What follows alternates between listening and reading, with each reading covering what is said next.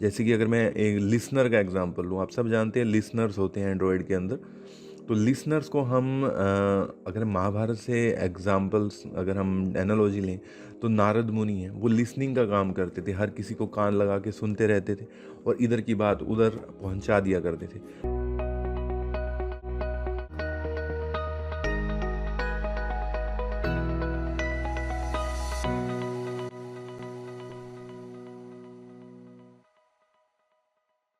धन धन सदगुरु तेरा ही आसरा। Hello dear friends, welcome to our new video. तो फ्रेंड्स, आज हम बात करने वाले हैं एब्स्ट्रैक्शन की। तो फ्रेंड्स, आप सब जानते हैं कि एब्स्ट्रैक्शन जावा के अंदर एक मेन कंसेप्ट है। तो हम एक पूरी सीरीज़ तैयार कर रहे हैं जावा बाय एनालॉजी, जिसके अंदर हमने महाभारत की एनालॉजी को यूज किया है जावा के मेन कंसेप्ट्स को समझने के लिए। तो फ्रेंड्स, जो आज का हमारा कंसेप्ट है वो है एब्स्ट्रैक्शन, जिसको हम महाभारत की एनालॉजी के थ्रू समझने वाले हैं। तो फ्रेंड्स, आप सब जानते हैं कि ऑब्जेक्ट ओरिएंटेड प्रोग्रामिंग की 4 मेन पिलर्स हैं, 4 मेन पिलर्स हैं। नंबर 1 है एब्स्ट्रैक्शन, नंबर 2 है एनकैप्सुलेशन, नंबर 3 है इनहेरिटेंस और लास्ट में है पॉलीमॉर्फिज्म।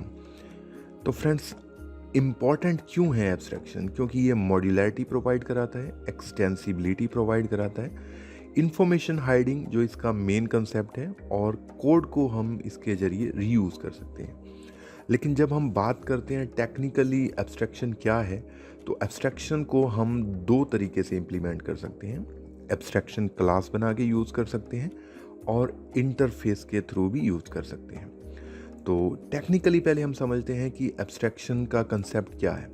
तो फ्रेंड्स, जो एब्स्ट्रैक्शन है उसके अंदर हम सिर्फ़ और सिर्फ नेसेसरी डिटेल्स को हाईलाइट करते हैं, प्रोजेक्ट करते हैं और अननेसेसरी डिटेल्स को हाइड करके रखते हैं। तो फ्रेंड्स, जैसे कि आप सब जानते हैं कि जो इंटरफेस है वो 100% प्योर एब्स्ट्रैक्शन होती है जावा के अंदर। तो यहाँ पर हमने जैसे कि इंटरफेस ली है एनिमल के नेम से, तो यहाँ पर हम रन जो मेथड है उसको यूज़ कर रहे हैं फॉर द एब्स्ट्रैक्शन। इस रन मेथड को जो इससे नई क्लासेस इम्प्लीमेंट होंगी, जैसे डॉग क्लास है, कैट क्लास है, वो क्लासेस इस रन मेथड को इम्प्लीमेंट करेंगी। ये तो था टेक्निकली कैसे हमारा एब्स्ट्रैक्शन वर्क करता है, जिसके अंदर हम कह सकते हैं कि एसेंशियली मेन चीज़ों को हाईलाइट करना और अननेसेसरी डिटेल्स को हाइड करके रखना। ये कोर कंसेप्ट है, टेक्निकल कंसेप्ट है एब्स्ट्रैक्शन का। लेकिन हम इसको चाहते हैं कि एक एनालॉजी के थ्रू समझें और इसको हम श्री कृष्णा और अर्जुन की फिलॉसफी या एनालॉजी से कंपेयर करें। तो आप सब जानते हैं कि महाभारत के अंदर श्री कृष्ण जी मेन पात्र हैं, जिनके चारों ओर इर्द गिर्द पूरी महाभारत घूमती है। तो वो अपनी स्ट्रेटजीज़ को, इंस्ट्रक्शंस को कन्वे करते हैं अर्जुन को, और उसकी डिटेल वो अर्जुन को नहीं देते हैं कि हाउ एग्जैक्टली जो डिवाइन पावर है कृष्ण जी की वो कैसे वर्क करेगी, उसका क्या आउटकम आएगा, वार कैसे अनफोल्ड होने वाली है, उनकी डिवाइन पावर्स कैसे वर्क करने वाली हैं, उन डिवाइन पावर्स के ज़रिए क्या आउटकम आने वाला है, ये कुछ भी श्री कृष्ण जी अर्जुन को नहीं बताते हैं। बस इतना कहते हैं कि हे पार्थ, आप बढ़े चलो और जैसा मैं कहता हूँ वैसा करते चलो, आपको बिल्कुल सही रिजल्ट मिलेंगे, आप बिल्कुल सही एक मंजिल पे पहुँच जाओगे। हमारा जो ये युद्ध है एक निर्णायक स्थिति में पहुँचेगा जहाँ पर जीत हमारी होगी।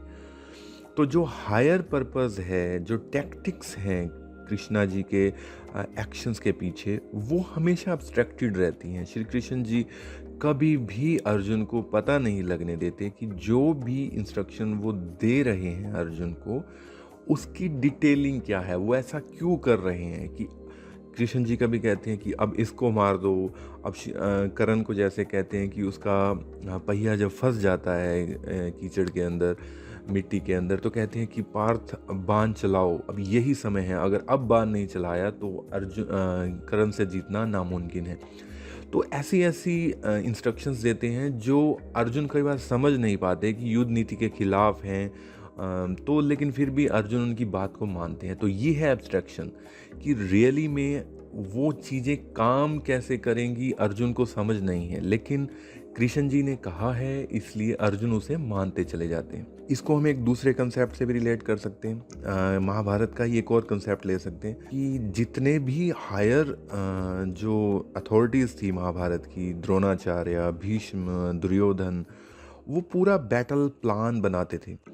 और लेकिन जो उनके सोल्जर्स होते थे, उनके सैनिक होते थे, पब्लिकली उन्हें पूरे प्लान की इम्प्लीमेंटेशन कभी नहीं बताते थे। सिर्फ इतना बताते थे कि नेक्स्ट डे जो आपका युद्ध होने वाला है उसमें आपकी क्या पोजीशन रहेगी और इमीडिएटली उसका क्या ऑब्जेक्टिव है, क्या मकसद है, कल हम जो करने वाले हैं उसका क्या मकसद है। लेकिन आने वाले दिनों में उसका क्या प्रभाव होगा, पूरा बैटल प्लान क्या है, वो पूरी तरह से हिडन रहता था। पूरी तरह से उन सैनिकों के पास उसकी कोई नॉलेज नहीं होती थी।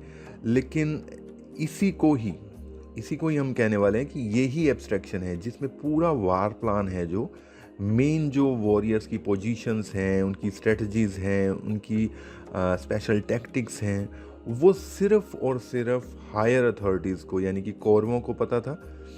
लेकिन जो नीचे के जितने भी सैनिक हैं उन्हें सिर्फ इंस्ट्रक्शंस फॉलो करने होते थे। तो ये भी एक एब्स्ट्रैक्शन का एग्जांपल है जो हमने महाभारत से लिया है। इसको अगर हम प्रोग्रामिंग में कन्वर्ट करें तो आप समझ सकते हैं कि हम यहाँ पर एक क्लास बनाने वाले हैं, वार स्ट्रेटजी, और उस क्लास के अंदर हमने एक फंक्शन बनाया है, public abstract void execute plan. तो ये प्लान जो मेथड है, एग्जीक्यूट प्लान जो मेथड है, इसको आने वाली जो क्लासेस हैं जो इस एब्स्ट्रैक्ट क्लास को एक्सटेंड करने वाली हैं, सिर्फ वही बताएंगे कि ये एग्जीक्यूट प्लान का फंक्शन वर्क कैसे करेगा।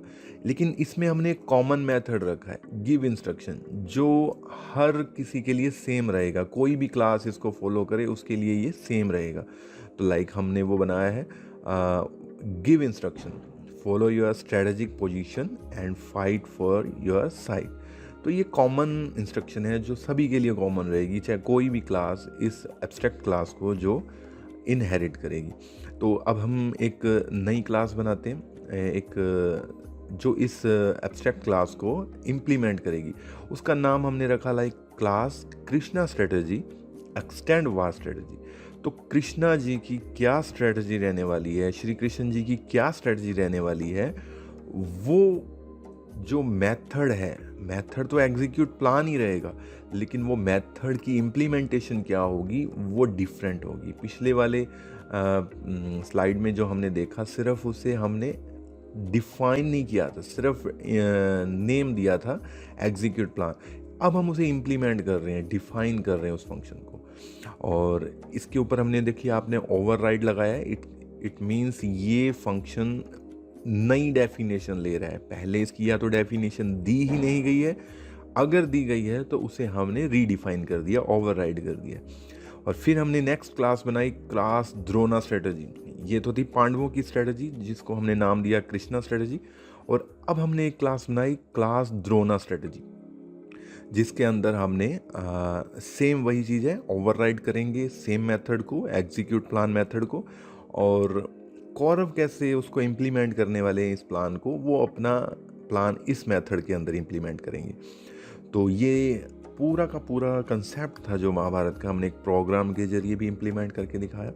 रियल लाइफ में कह लीजिए, या जो आप नॉर्मली जब आप एब्स्ट्रैक्शन सीखते हैं तो आपकी बुक्स के अंदर मोस्टली ये शेप का क्लासिकल एग्जांपल चलता है, जिसके अंदर हम एक शेप क्लास बनाते हैं और उसके ज़रिए हम दो नई क्लासेस एक्सटेंड करवाते हैं, जैसे कि सर्किल और रेक्टेंगल। तो हमने यहाँ पर एक फंक्शन बनाया, इसमें एब्स्ट्रैक्ट डबल एरिया, एक डबल टाइप का फंक्शन बनाया हमने एरिया, और एक फंक्शन लिया हमने डिस्प्ले, जो कॉमन है। नीचे जो दो क्लासें बनने वाली हैं, सर्किल और रेक्टेंगल, उन दोनों के लिए ये फंक्शन कॉमन है।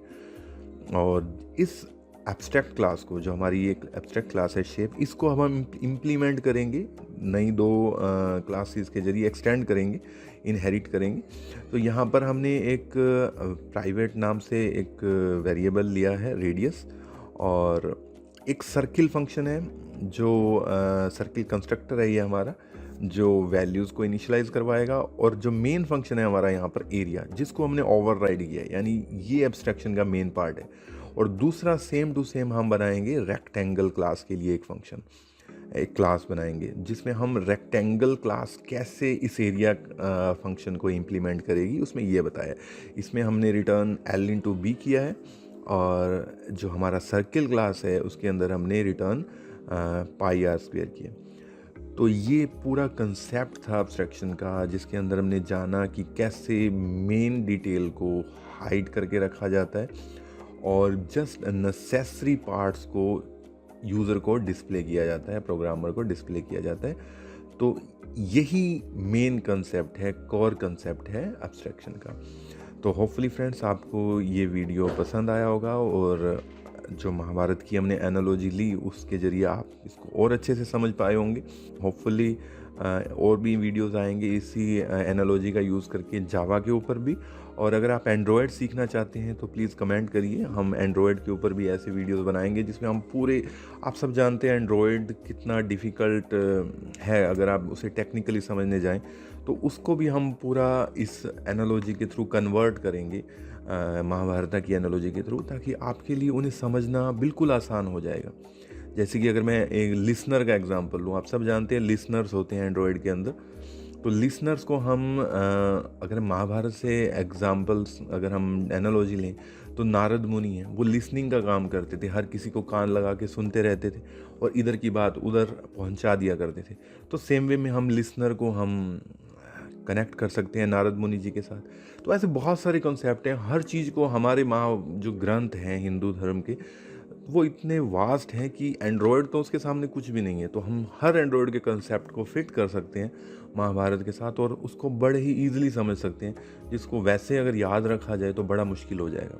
तो thanks for watching this video. ये वीडियो पहले काफ़ी लंबा हो गया। आप सब प्लीज़ ज़रूर कमेंट ज़रूर करिए अगर आप चाहते हैं कि हम पूरा एंड्रॉयड भी इसी एनालॉजी के थ्रू आपको समझाएं। Thanks for watching this video, friends.